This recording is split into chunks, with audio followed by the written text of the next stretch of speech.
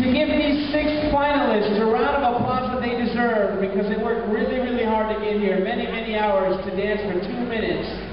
Make some noise, Mayan, please, for your finalists in the 14th annual Mayan competition. They will never forget this night, regardless who wins.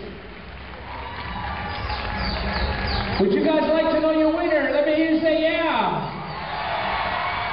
Well, in 30 minutes, join me right here on the floor as I announce your first, second, and third place winner of this year's 14th annual Mayan competition. My name is Rudy Zalas. You guys have been excellent. I'll see you next week. Thank you very much.